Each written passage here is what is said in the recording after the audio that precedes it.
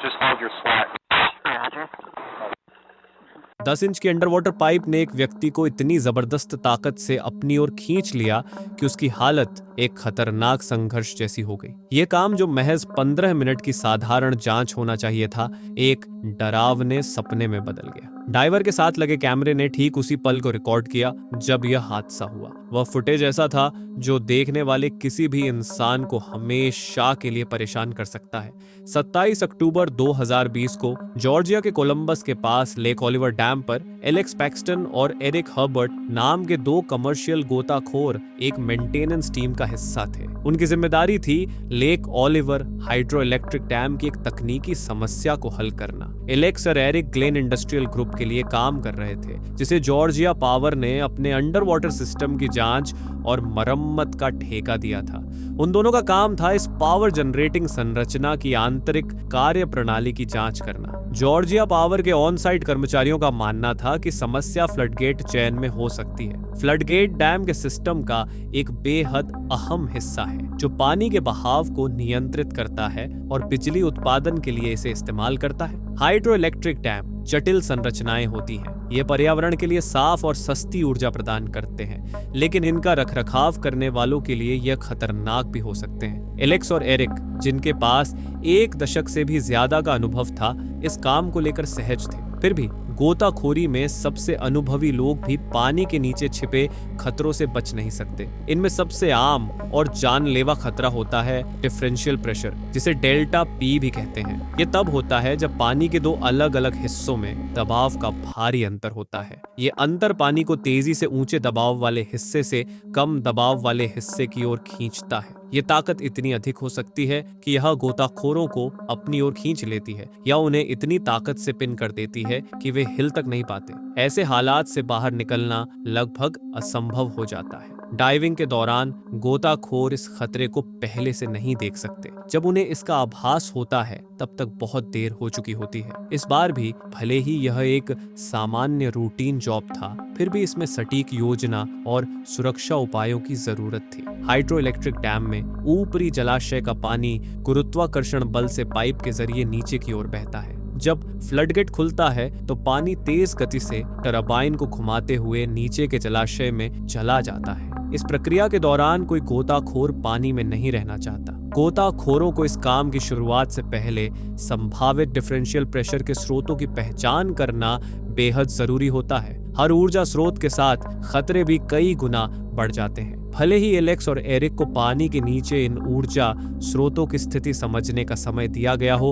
उनके सही स्थानों को याद रखना एक चुनौती भरा काम था। यही कारण है कि लॉकआउट टैग आउट LOTO प्रक्रिया इतनी महत्वपूर्ण होती है। इस स्थिति में LOTO प्रक्रिया का मतलब था कि सभी ऊर्जा स्रोत जैसे कि टरबाइन और फ्लडगेट पूरी तरह से बंद कर दिए जाएं, सुरक्षा ताले और खतरे के टैग्स के साथ लॉक कर दिए जाएं और एक चेकलिस्ट में इनकी सूची बनाई जाए। खतरे का टैग ये चेतावनी देता है कि कोई भी व्यक्ति इन सिस्टम्स को तब तक न छुए जब तक सुरक्षा ताले हटा न दिए जाएं। डैम के 2 कर्मचारियों ने इस चेकलिस्ट पर हस्ताक्षर किए और पानी में उतरने से पहले एलेक्स और एरिक ने इस LOTO चेकलिस्ट की सावधानी पूर्वक समीक्षा की। अतिरिक्त सतर्कता बरतते हुए दोनों ने काम शुरू करने से पहले एक अंतिम जांच की ताकि यह सुनिश्चित किया जा सके कि कहीं कोई पानी के नीचे छिपा डिफरेंशियल प्रेशर तो नहीं है। चेकलिस्ट में सभी संभावित खतरनाक स्थानों को ध्यान में रखते हुए उन्होंने पानी की गति को मापने के लिए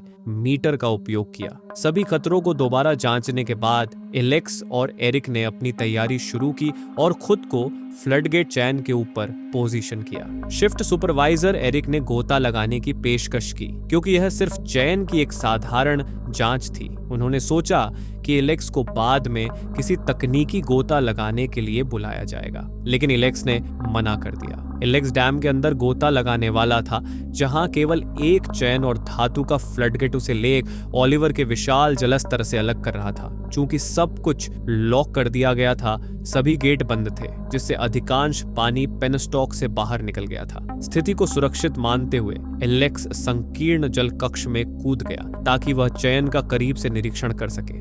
जैसे ही वह डैम के गंदे पानी में उतरा, उसने हेलमेट, हेडलैम्प, सांस लेने के लिए एक नली और अपने काम को रिकॉर्ड करने के लिए एक कैमरा पहना। एलेक्स और एरिक लगातार संपर्क में रहे। जबकि वह चैन का निरीक्षण करते हुए नीचे उतरता गया। एलेक्स करीब 20 फीट तक नीचे गया और चैन को ध्यान से जांचते हुए कोई समस्या नहीं पाई। उसने और नीचे जाकर कारण खोजने का निर्णय लिया। अचानक एक जबरदस्त ताकत ने एलेक्स को अपनी ओर खींच लिया और उसके पास प्रतिक्रिया करने का समय भी नहीं था। उसका बायां हाथ 10 इंच के एक ओपनिंग में फंस गया, जिससे उसकी सांस रुकने लगी। ताकत इतनी जबरदस्त थी, लगभग 850 पाउंड का दबाव, कि वह हिल भी नहीं सका। यह था डेल्टा पी का भयावह प्रभाव। उसने हड़बड़ाते हुए रेडियो पर चीखते हुए कहा कि वह फंस गया है। उसके डर से भरे शब्द रेडियो पर गूंजने लगे। उसके साथी सदमे में थे और मदद करने की कोशिश कर रहे थे, लेकिन एलेक्स को जकड़ने वाली यह अदृश्य ताकत बिना रुके उसे अपनी ओर खींच रही थी। पाइप से बहते पानी की ताकत ने एलेक्स के लिए सांस लेना तक लगभग असंभव बना दिया था। 30 दर्दनाक मिनटों तक एलेक्स पानी के नीचे फंसा रहा। ऊपर मौजूद टीम ने पावर के स्रोत का पता लगाने और एलेक्स को ऊपर खींचने की हर संभव कोशिश की, लेकिन उनकी कोशिशें बेकार थी। ताकत इतनी अधिक थी कि एलेक्स को खींचने में सफलता नहीं मिल रही थी।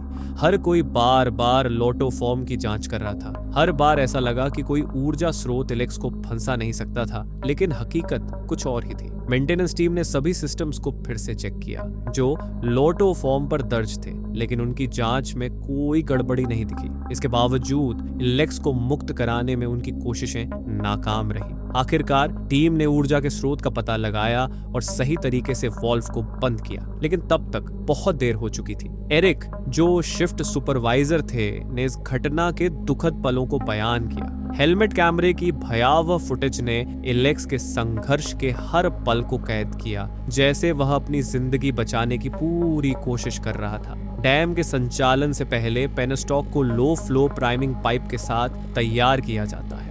प्राइमिंग प्रक्रिया ये सुनिश्चित करती है कि झील का पानी खुले फ्लडगेट में तेजी से प्रवेश न करे और टरबाइन को नुकसान न पहुंचाए। ये वही 10 इंच का पाइप था जिसने एलेक्स को फंसा दिया था। 2 वाल्व को बंद होना चाहिए था ताकि इस पाइप में पानी प्रवेश न कर सके। इनमें से एक फ्लैपर वाल्व था और दूसरा गेट वाल्व, जिसे पहिए से नियंत्रित किया जाता है। फ्लैपर वाल्व बंद था, लेकिन गंभीर रूप से गेट वाल्व खुला रह गया था। और सबसे खराब बात यह थी कि यह गेट वाल्व लोटो चेकलिस्ट पर दर्ज ही नहीं था।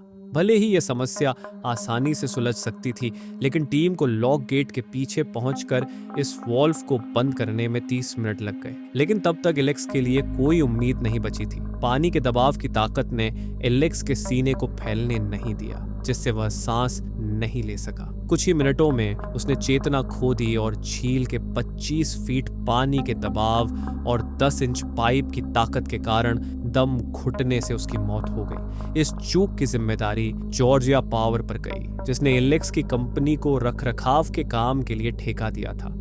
उन्होंने एक पूरी सुरक्षा चेकलिस्ट उपलब्ध कराने में विफलता दिखाई, जिसमें गेट वॉल्व का जिक्र तक नहीं था। इस हादसे के बाद एलेक्स के माता पिता ने जॉर्जिया पावर पर मुकदमा दायर किया। मामले को कोर्ट के बाहर सुलझा लिया गया, लेकिन जॉर्जिया पावर ने ग्लेन इंडस्ट्रियल ग्रुप पर मुकदमा किया। उनका दावा था कि ग्लेन इंडस्ट्रियल ने एक समझौते पर हस्ताक्षर किए थे, जिसमें गोताखोर की सुरक्षा की जिम्मेदारी उनकी थी। लेकिन कानूनी कार्यवाही के दौरान इस घटना से जुड़े कई चूक सामने आई, जो जॉर्जिया पावर की लापरवाही को उजागर करती थी। कोर्ट केस की एक क्लिप में जॉर्जिया पावर के कॉर्पोरेट मैनेजर ने स्वीकार किया कि एलेक्स की मौत से पहले का लोटो फॉर्म अधूरा था। कोर्ट में पेश किए गए दस्तावेजों से पता चला कि उस फॉर्म पर केवल 4 आइटम थे। एलेक्स की मौत के बाद फॉर्म को अपडेट करके 5 आइटम जोड़े गए। अभियोजकों ने यह भी साबित किया कि जॉर्जिया पावर के पास एक ऐसा डायग्राम था जिसमें गेट स्टाइल प्राइमिंग वॉल्व का जिक्र था। उस समय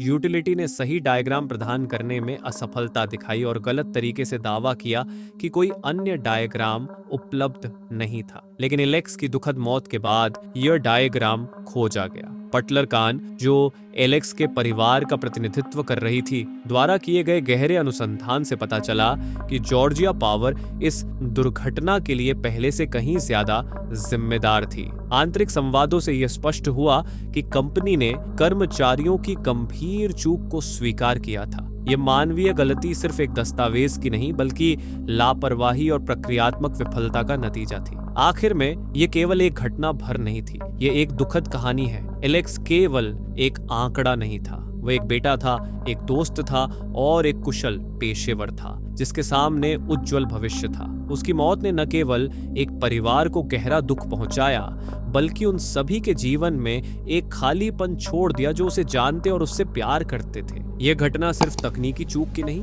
बल्कि मानवीय क्षति की एक गंभीर याद है।